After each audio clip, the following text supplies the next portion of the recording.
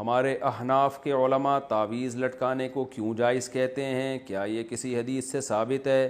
جبکہ دوسری طرف اہل حدیث علماء اس کو شرک کہتے ہیں، جو سب سے بڑا گناہ ہے۔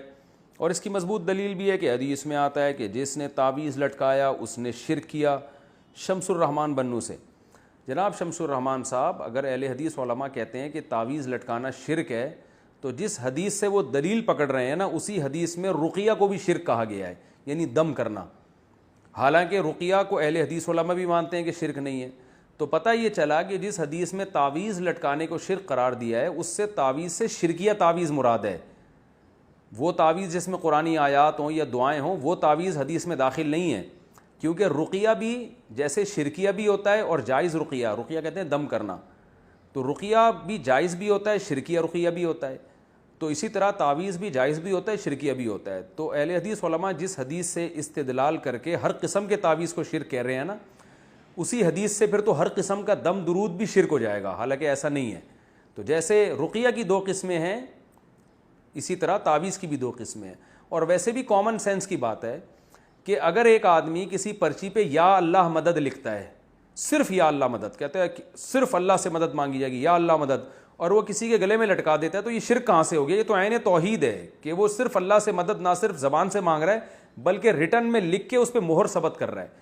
تو یہ کامن سینس کے بھی خلاف ہے کہ ہر قسم کی تعویذ کو شرک قرار دیا جائے۔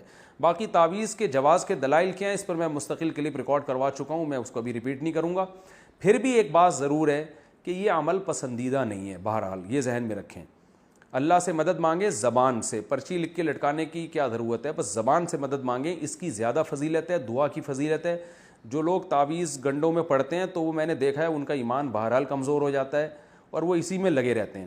تو اس لیے ہمارے علماء بھی اس کی گنجائش دیتے ہیں کہ اگر لوگوں کو تعویذ نہ دیا جائے تو وہ خالصتاً پھر جاہل پیروں کے پاس جا کے شرکیہ تعویذ لینا شروع کر دیتے ہیں، ورنہ یہ عمل شریعت میں کوئی زیادہ پسندیدہ نہیں ہے۔ نبی صلی اللہ علیہ وسلم نے فرمایا میری امت کے 70,000 لوگ ایسے بغیر حساب کتاب کے جنت میں داخل ہوں گے جو تعویذ اور رقیہ وغیرہ سے بچا کرتے تھے۔ تو امام نووی رحمہ اللہ نے اس کی تشریح میں لکھا ہے کہ جو جائز تعویذ سے بھی بچتے ہیں وہ اس میں داخل ہیں۔ بہرحال تشریح میں حدیث کی اختلاف ہے۔